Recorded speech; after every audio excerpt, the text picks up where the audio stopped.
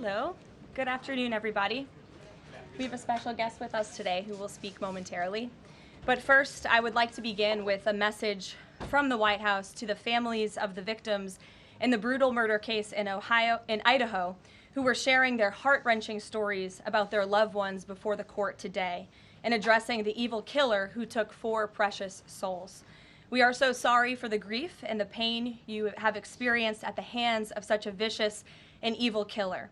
Our nation grieves with you, and we will never forget the precious souls who were lost in this horrific act of evil. If it were up to the president, he would have forced this monster to publicly explain why he chose to steal these innocent souls. May God bless and watch over everyone affected by this unimaginable tragedy, especially the parents who lost their children. Let me begin with a few scheduling items off the top. Later this afternoon, President Trump will deliver the keynote address at the Winning the AI Race Summit here in Washington, D.C. President Trump believes it is non-negotiable that the United States wins the AI race, which is why today, President Trump will announce a bold and comprehensive AI action plan to sustain and enhance America's global AI dominance. Under President Trump's leadership, our country will lead the world in AI to secure a brighter future for all Americans, massively grow our economy, and protect our national security. The president will also sign 3 executive orders at the event this afternoon. On Friday morning, President Trump will travel to Scotland for a working visit that will include a bilateral meeting with Prime Minister Starmer to refine the historic US-UK trade deal. On the topic of trade, yesterday, President Trump accomplished something no other president has ever achieved. The president secured and announced 3 major trade deals with the Philippines, Indonesia, and Japan, all in one day. President Trump is finally putting a stop to our country getting ripped off. As a result of the president's successful negotiating tactics, many foreign markets are now being opened to American industries for the very first time, and harmful trade barriers are being broken down. Thanks to President Trump, these countries around the world are agreeing to open their markets to American-made products and goods for the first time, which will lead to a boom in sales and profits for American businesses right here at home. As President Trump said, he will only lower tariff rates if a country agrees to open their market to American-made products. If not, they will continue to face tariffs and pay a steep price to do business in the United States of America, which remains the best market on the face of the planet. Also this week, the president officially marked 6 months here at the White House. He made big promises to the American people on the campaign trail last year, and he has unquestionably delivered on those promises in record time. The president has defeated the Biden inflation crisis to make America affordable again. Core inflation is currently at its lowest level in 4 years, and prices for everyday goods are falling. The president's pro-growth policies have fueled massive job growth across our country. Since the president has taken office, our economy has added nearly 700,000 new jobs, with native-born American workers accounting for all job gains. The president has put the economic needs of families and of workers first. He signed the largest tax cuts for the middle class in American history, including no tax on tips, overtime, and Social Security. We have also seen the president unquestionably deliver on his promise to secure our southern border. He has ended Biden's illegal alien invasion, and for 2 months in a row, 0 illegal aliens were released into our country. The president has also, as you all know, initiated the largest mass deportation campaign in American history. The president has also restored law and order to make America safe again, another campaign promise he vowed to the American public. The United States of America is currently on track for its lowest murder rate on record, following this shift from the last administration to the Trump administration. The president has also ended Joe Biden's reckless war on American energy. U.S. oil and natural gas production are now surging, and summer gas prices reached their lowest level since 2021. The president has also rebuilt our military, another campaign promise. He just signed the largest military investment in decades to modernize our armed forces with cutting-edge technology to replenish our stockpiles and provide American troops with the best equipment in the world. The U.S. Army, Navy, Air Force, and Space Force have all reached their recruitment goals months in advance. The president has restored America's standing on the world stage, brought back peace through strength, and brokered numerous peace agreements to end wars. Again, all of this in just 6 months. He obliterated Iran's nuclear program to end the war between Israel and Iran, got NATO members to raise their defense spending to 5% of GDP, and secured a ceasefire between India and Pakistan, as well as brokering a historic agreement between Rwanda and the Democratic Republic of the Congo. The president has already received 3 different Nobel Peace Prize nominations for his peacemaking efforts. Again, all of this progress, all of these accomplishments have occurred in just 6 months. We are truly just getting started, and we look forward to working with all of you for the next 3.5 years. On another matter, over the past few days, Director of National Intelligence Tulsi Gabbard has unveiled shocking new evidence that former President Barack Obama and top aides in the Obama administration conspired to subvert President Trump's 2016 election victory and undermine the democratic will of the American people. While publicly pretending to engage in a peaceful transfer of power, in private, former President Obama went to great and nefarious lengths to try to sow discord among the public and sabotage his successor, President Trump. The new evidence released by the Director of National Intelligence, who is here with me today, confirms that the Obama administration manufactured politicized intelligence, which was later used as the justification for baseless smears against President Trump in an effort to try to delegitimize his victory before he even took the oath of office. The truth is that President Trump never had anything to do with Russia, and the Russia collusion hoax was a massive fraud perpetuated on the American people from the very beginning. And the worst part of this is Obama knew that truth, and so did all of the other corrupt officials involved in this scam, including former CIA Director John Brennan, former Director of National Intelligence James Clapper, former FBI Director James Comey, former Deputy Director Andrew McCabe, and many others. Director of National Intelligence Gabbard's report further confirms what we already knew. There was no collusion, no corruption, except on the part of Barack Obama and the weaponized intelligence agencies at the time. The Russia hoax was a blatant lie, all ginned up by Democrat political operatives that were signed off on by then President Obama and leaked to the news media to launch a years-long witch hunt against President Trump and his first administration. Allies of the president, including his own son, Donald Trump Jr., were disgustingly smeared as Russian assets, and some even had their lives destroyed because of this vicious lie. The president's first 2 years in office had this fake distraction hanging over it, and endless resources, time, and political capital were spent having to debunk these lies from the highest levels of our government. Now, nearly 10 years later, thanks to the declassification of documents by Director Gabbard, the truth has finally come to light. And this truth vindicates President Trump, his family, and his many allies and associates who were smeared with defamatory lies. President Trump was right from the beginning about all of this, and we are grateful that justice can be served. Now, we have even more damning evidence implicating those who tried to sabotage a duly elected president and did grave material harm to our republic. Thanks to additional important work done by CIA Director Ratcliffe, Committee Chairman Rick Crawford over the past few months, a newly declassified 2020 report prepared by the House Permanent Select Committee on Intelligence, which DNI Director Gabbard has declassified, found that the intel community did not have any direct information that Russian President Vladimir Putin wanted to help elect President Trump in 2016, and in fact, Russia was actively preparing for a Hillary Clinton victory.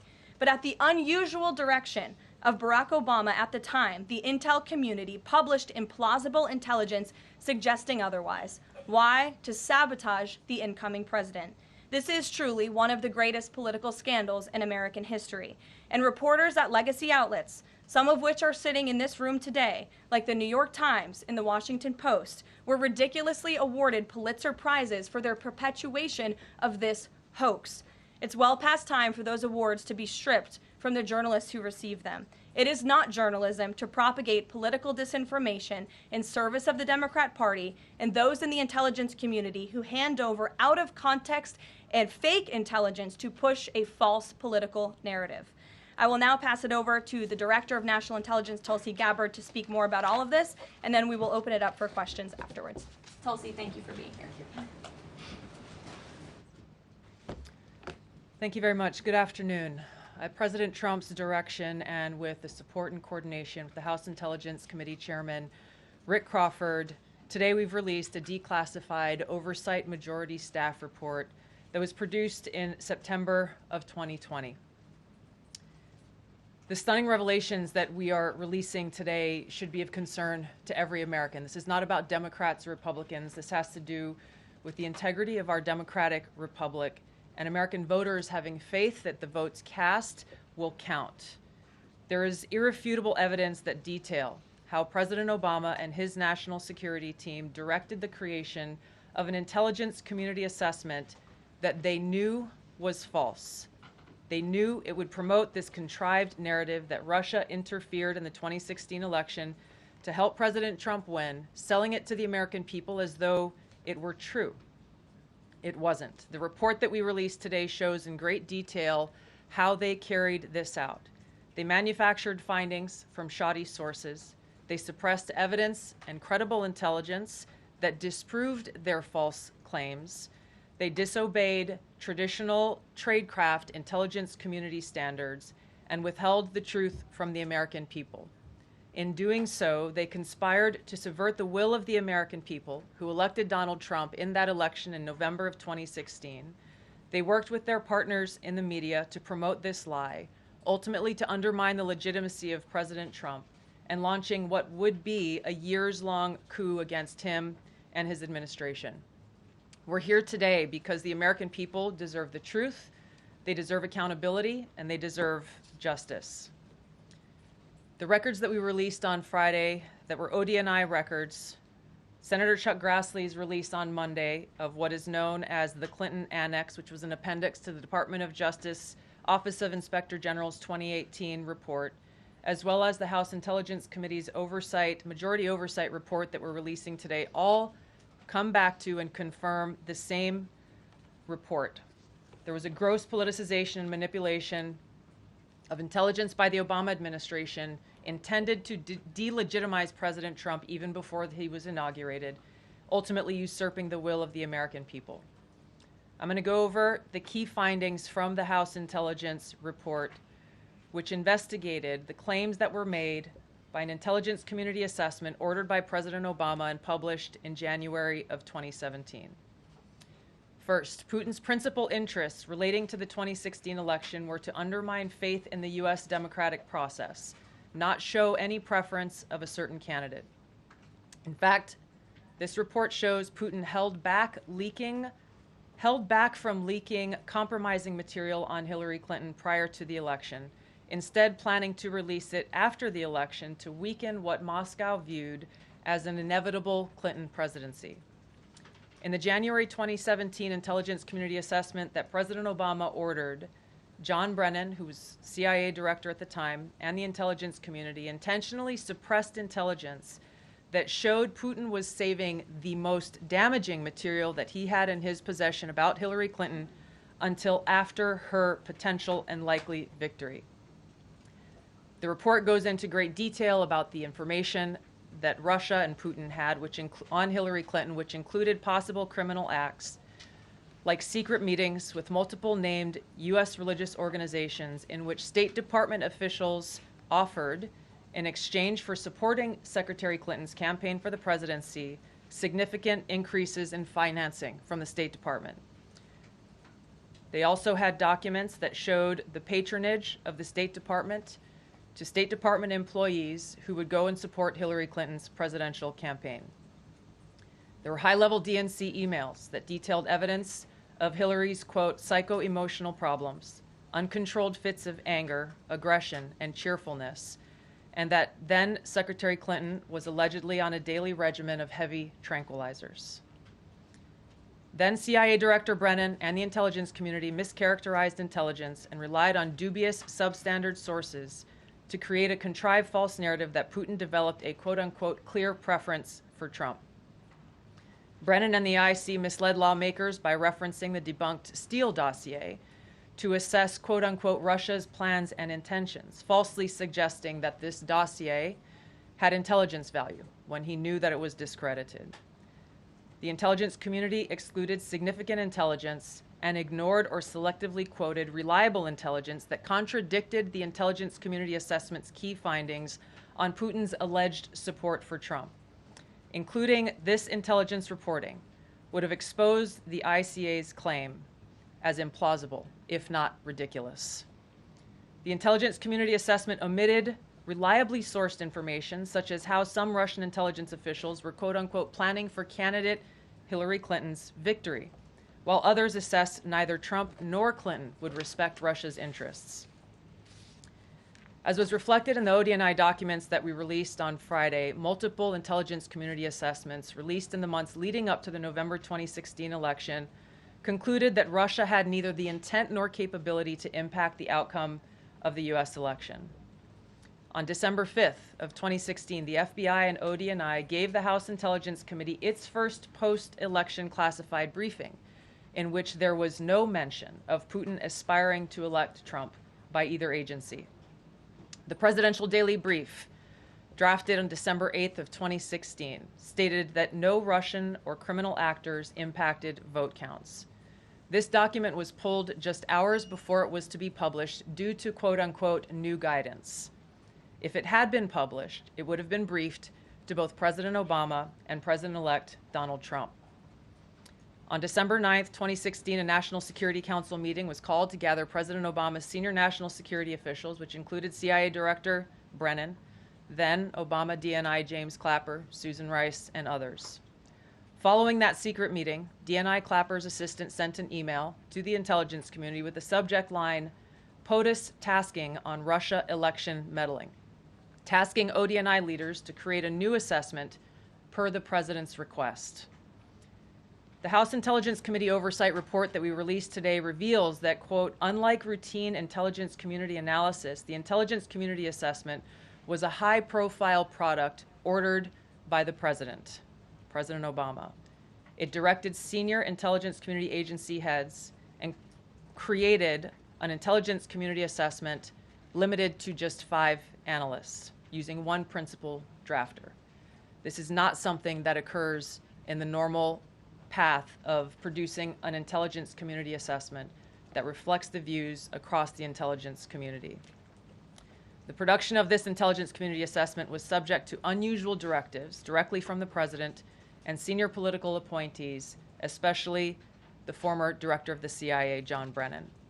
The House Intelligence Committee Oversight Report also shows how later that same day, on December 9th, Brennan ordered the publication of quote-unquote substandard reporting on Russian activities, which had previously been withheld from publication of prior assessments because the information was judged, quote, to have not met long-standing publication standards.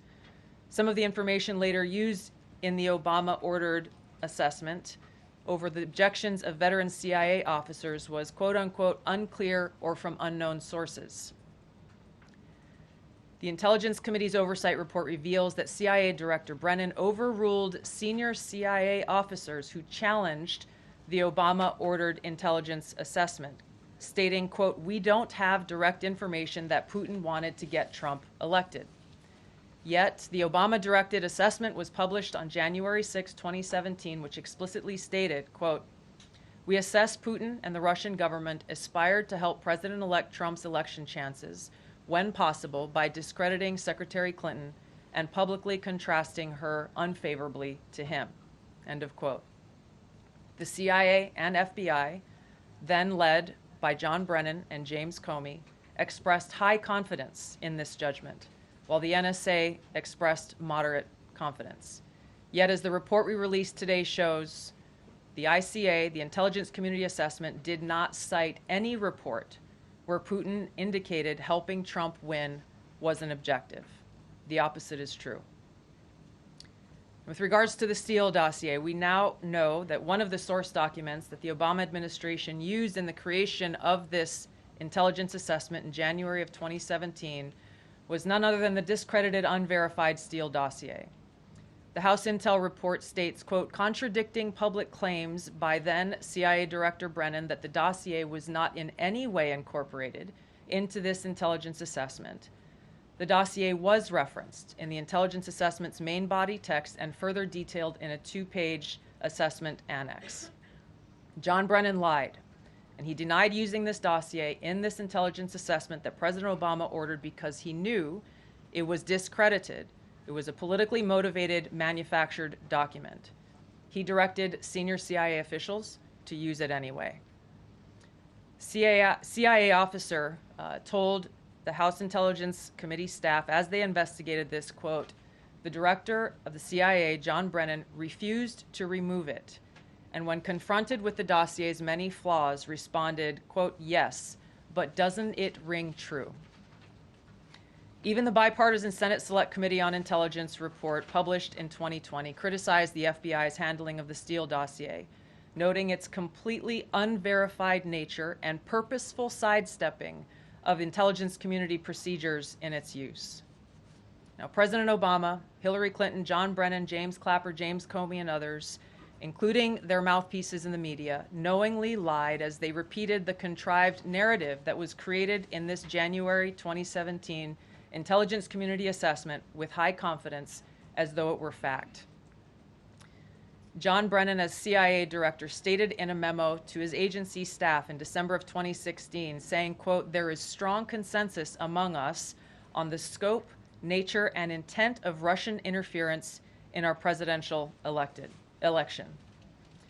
This was reported by NBC News, confirming that Brennan, along with James Clapper and James Comey, agreed with the CIA's assessment that Russia intervened to help Trump win the presidency. As Obama's director of national intelligence, James Clapper was tasked with overseeing the creation of this assessment in January of 2017 by President Obama, and he expressed confidence in its findings. In a 2018 interview with the Harvard Gazette, he talked about how he provided Trump with the same classified assessment that President Obama received, which included the high confidence judgment that Putin directly ordered the hacking and election interference. Clapper then went on to add, "I think they, the Russians, actually influenced the outcome."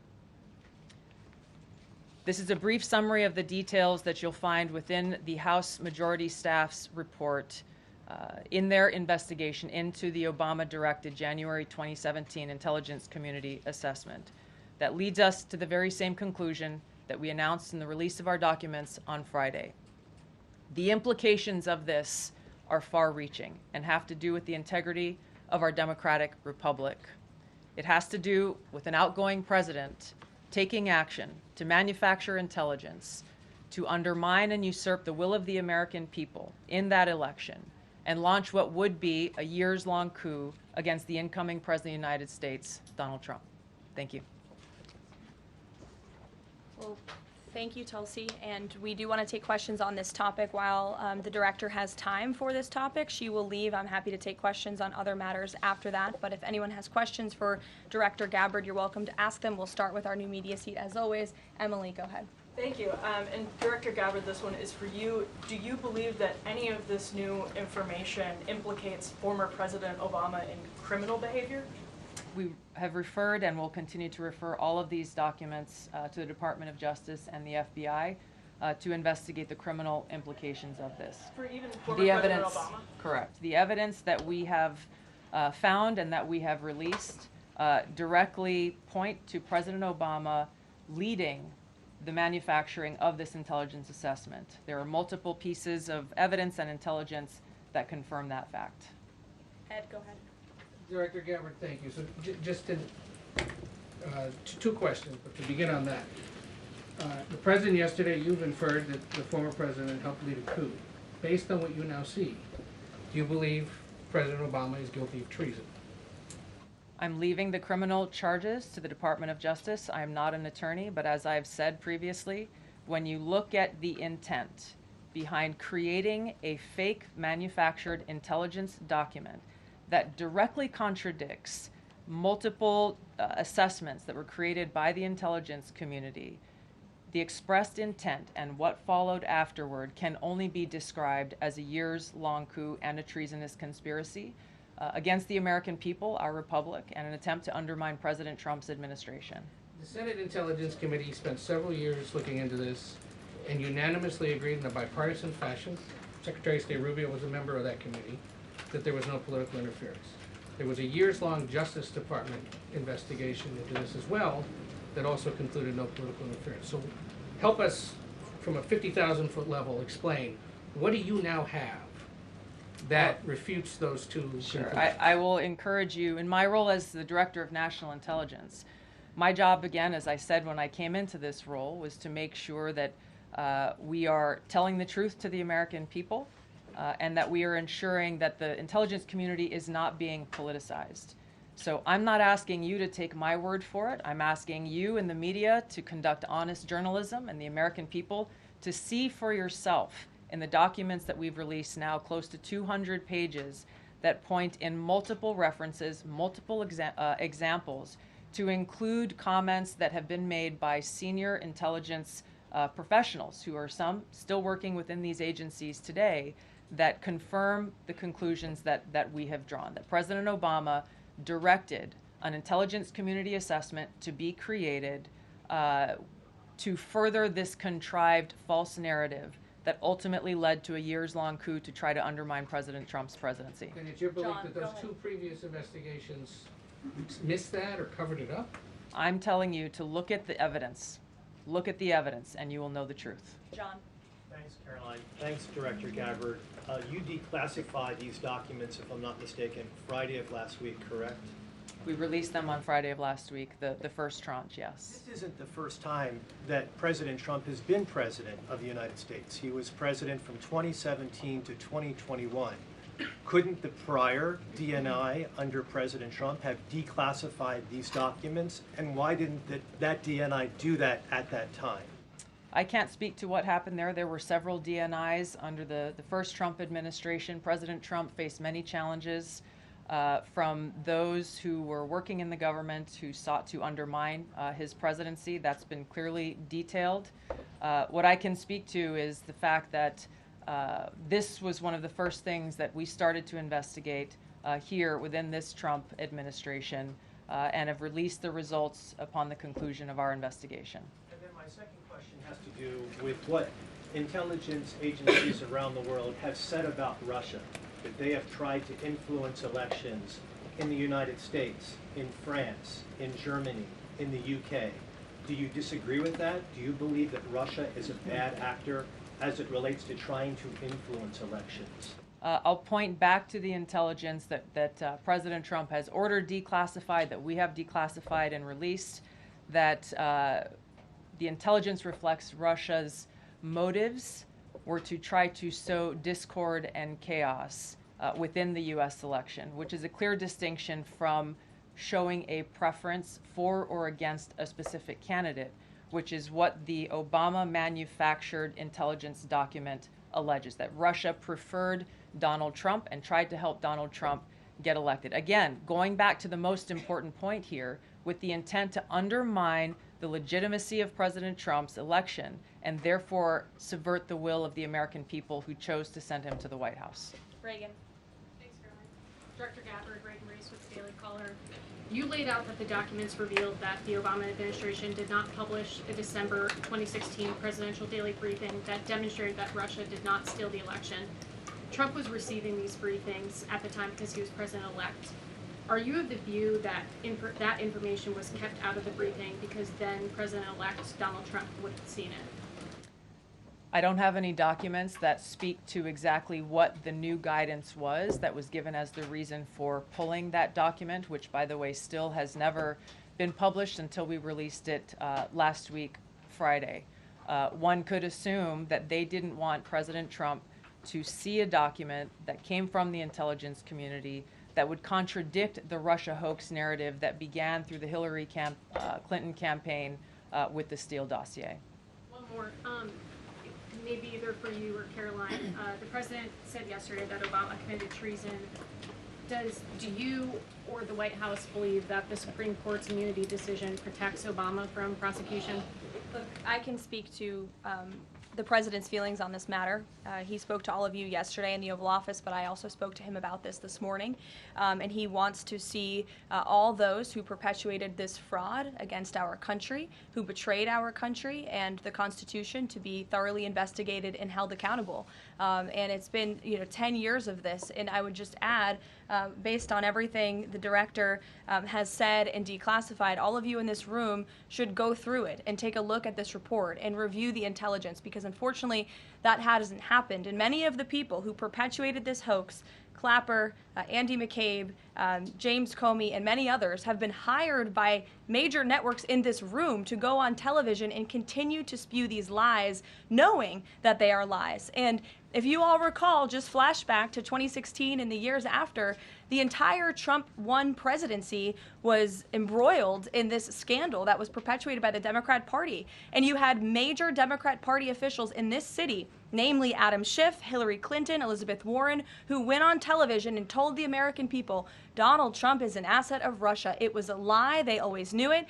Hillary Clinton herself said that President Trump would be a puppet for Putin. Senator Tim Kaine at the time called President Trump Vladimir Putin's defense lawyer. Adam Schiff stated, and one of the worst things a lawmaker can do is to tell the American people, I know something you don't know, it's just classified and I can't tell you. And that's what he said. I can tell you that the case is more than that. I can't go into the particulars, but there is more than circumstantial evidence now. And not enough people in this room, not enough journalists in this country pushed Adam Schiff to say, what are you talking about? What evidence do you have? Everybody just ran with the lies, and it led to impeachments. It led to the division of our country. Unfortunately, so many Americans, from listening to outlets in this room, believed in these lies. And it's a complete scam, and it's a scandal, and the president wants to see accountability for that. Phil. Thank you. Question for Director Gabbard.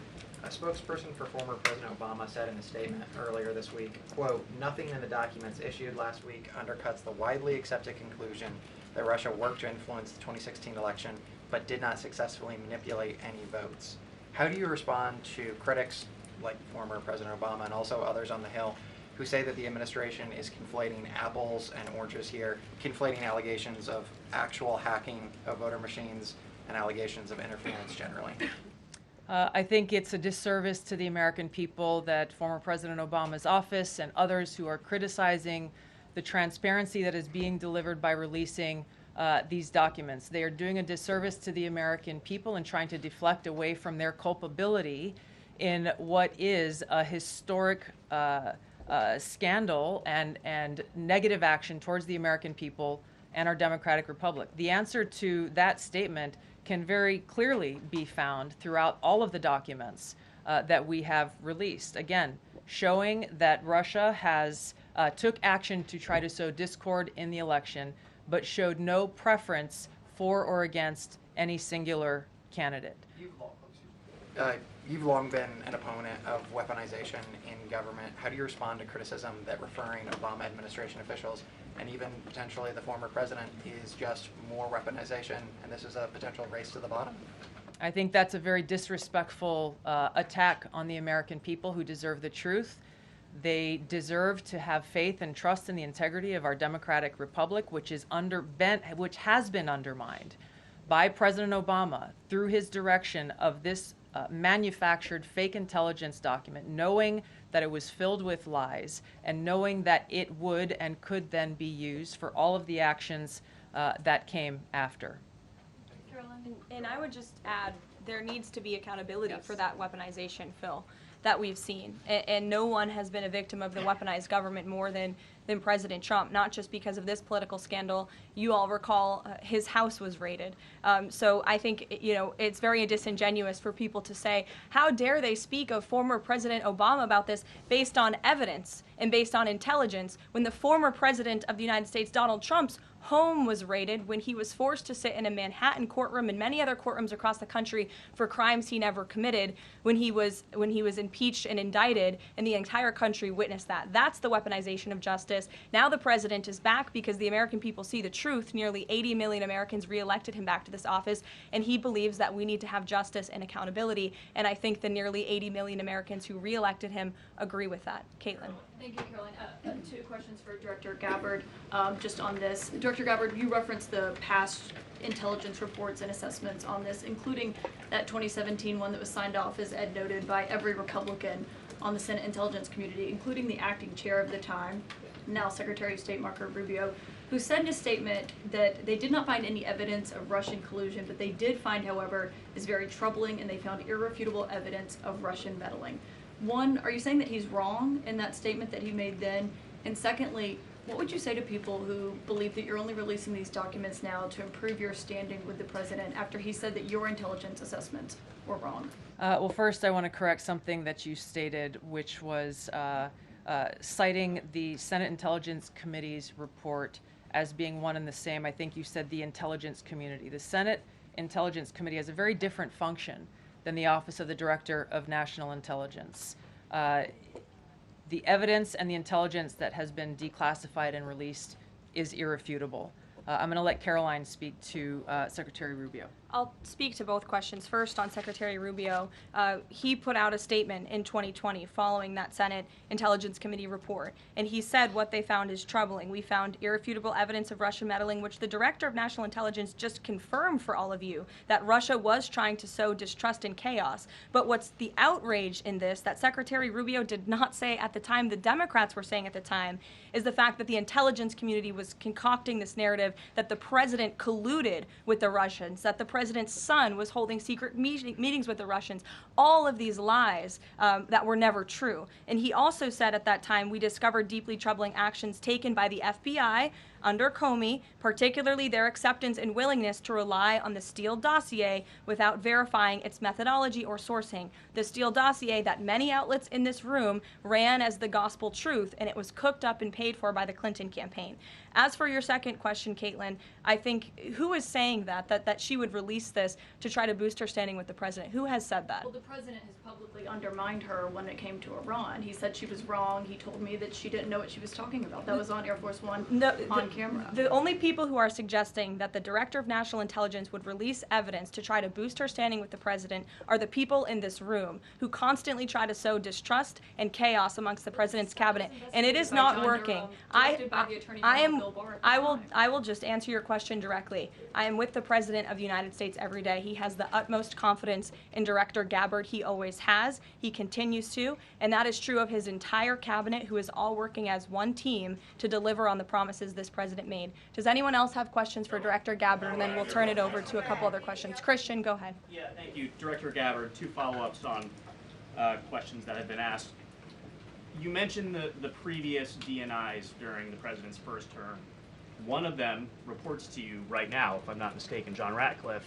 So have you not spoken to him about why this information was not declassified during the first term? He was in that position for a very short period of time. The work that began back then, we have picked up and absolutely completed. We are continuing to investigate this. Additional whistleblowers are now coming forward because they see an opportunity for the truth to come to light. And as Karoline said, for real accountability to be brought forward. The accountability is the essential part of this. We can show the truth, reveal the truth. The accountability needs to occur to be able to start to restore that trust in the integrity of our democracy. And then just quickly, I know you said you would leave the charging to DOJ, but the statute of limitations on conspiracy is 5 years. So what else could they possibly pursue besides treason? I think that's a great question for Attorney General Pam Bondi. We're providing all of the evidence, all of the intelligence that we have, both redacted and unredacted versions, referring it to the Department of Justice and the FBI. We'll take one more. Charlie, go ahead. How credible was the information about Hillary Clinton's health? The report said that it was from sourced from the DNC. Have you seen that information, or do you think that maybe Russia was overemphasizing what they had? All I have seen is what the Intelligence Committee have reported through their investigation. I think the underlying point there is that we understand from intelligence what Russia said that they had. And the important point here is that if they were trying to influence the election, as President Obama and James Clapper and John Brennan, everybody said they were doing in order to support Donald Trump's election, they would have released the most damning of that information, some of which I detailed here. You'll find the rest in the report, prior to the election to help Donald Trump win. They specifically withheld what they had on her, the most damning information, because they thought that she would win the election. They had plans to release it just prior to her inauguration to, again, sow discord and chaos in America. And if I may, on Jeffrey Epstein, can you rule out that he was connected in some way to any kind of intelligence, either foreign or domestic? I haven't seen any evidence or information that reflects that. If anything comes before me that changes that in any way, support the president's statement loud and clear. If any credible evidence comes forward, he wants the American people to see it. Great. Director Gabbard, we thank you for Thank your you. time today. I know you're a busy woman, Thank so you. we'll let you get out of here, but thank you so much. Okay. I know there's many issues going on today across the world and here at home. If you have any other further questions, I'm happy to take them. Ed, why don't you go ahead? Yeah, thank you, Karoline. So the Japan trade deal, is that Japan trade deal the start of this number of trade deals that the Treasury Secretary says we're going to see by August 1st?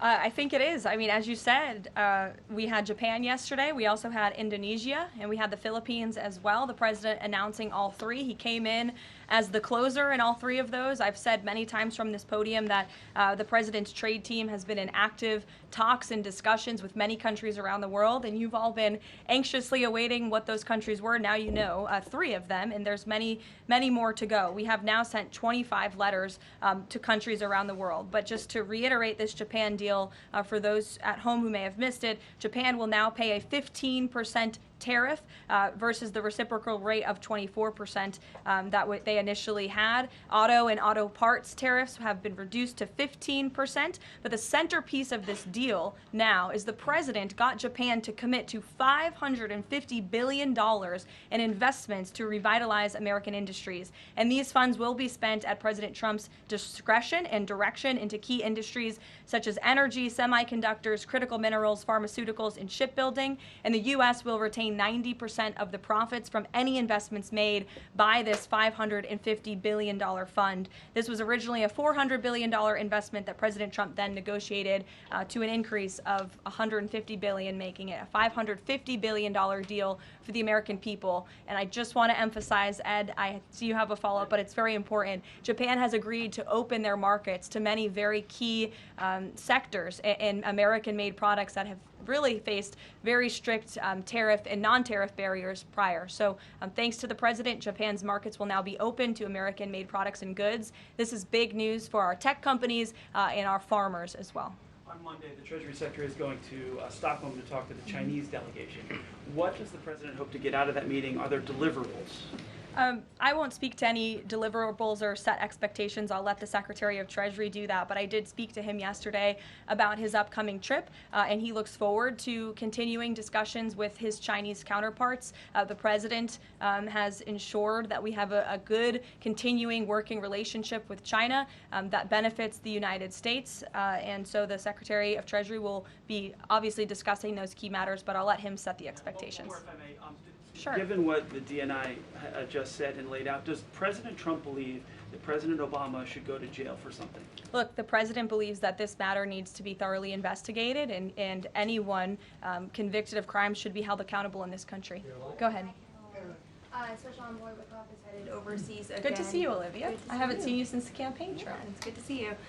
He's headed back overseas. Can you give us a sense of what the marching orders are to some of the people he'll be meeting with, and specifically as it relates to Gaza and ongoing talks there? Yes, Special Envoy Wickoff is headed to Europe, where he will meet with key leaders from the Middle East to discuss the ongoing ceasefire proposal to end this conflict in Gaza and to release the hostages.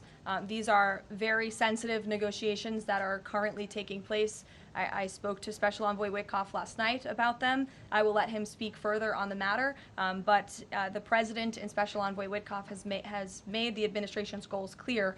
We want this ceasefire to happen as soon as possible, and we want these hostages to be released. Go ahead. Caroline, a Florida federal judge has refused to allow the Epstein grand jury materials to be released. Does the president want the administration or Department of Justice to appeal that ruling? That was just breaking as the director and I were coming out here, so I haven't had a chance to talk to the president about it. I understand there are 2 other requests from the Department of Justice that are ongoing, but I'll let this president speak to whether he wants to see an appeal in the Department of Justice. I'm sure can give you a statement on that as well. And is he supportive of the effort to talk to Ghislaine Maxwell? I know that Todd Blanchard mentioned that earlier this week. The president spoke to this yesterday, and he said he thinks it's an appropriate idea. Kelly. What is the accountability that you would like to see if this current president is the one who brought the case to the Supreme Court, and Chief Justice Roberts made clear in his opinion that a sitting president's responsibilities in office cannot lead to prosecution, immunity. So what is it the President Trump wants regarding President Obama, given that fact? And the special counsel at the time, Durham, when that Supreme Court matter was not in effect, could have charged anyone and did not. So on those 2 points, how do you respond? Look, the president has made it clear that he wanted these documents to be declassified. He wanted the American people to see the truth, and now he wants those who perpetuated these lies and this scandal to be held accountable. As for what accountability looks like, as the director said, it's in the Department of Justice's hands, and we trust them to move this ball forward. Well, you would agree Stephanie. President Obama cannot be charged based on that immunity. Again, I'll leave that to the Department of Justice. Stephanie. In light of the Japan deal, are sectoral tariffs now up for negotiation with trading partners? And in a similar note, are these negotiators asking for investment funds, sort of like what Japan had agreed to? As for sectoral tariffs, I understand that the president continues to be in talks with our Secretary of Commerce. We have made commitments on various sectoral tariffs, as you know. The Department of Commerce has initiated studies to then move forward with implementing those sectoral tariffs. So I would defer you to them for further comment. Meredith. I wanted to ask if the White House has any update on the Commerce Department employee who's been detained or banned from exiting China, and if there are any efforts to get him out.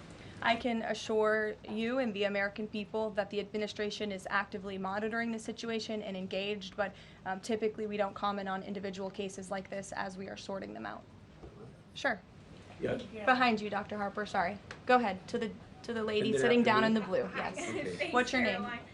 What's your name? My name is Karoline also. Karoline Boda with the Center Square. Great. So Republicans in the Senate today said that they are pulling back on legislation to impose sanctions on Russia after the president said he wants to act unilaterally. Can you elaborate on what the president intends to do?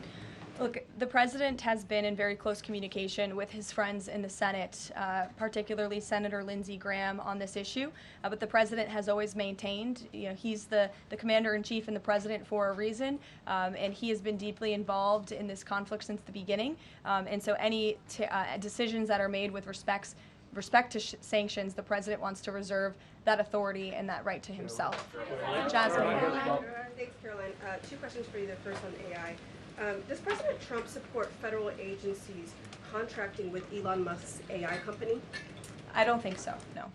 Okay, so he would want the DOJ to then cancel the contract with Grok. I'll talk to him about it, yes. And my second question, just, obviously the developments with the Epstein case with the judge, but I wonder, has the White House counsel, the DOJ explored any other documents that could be released to the public that don't have to do with that grand jury testimony?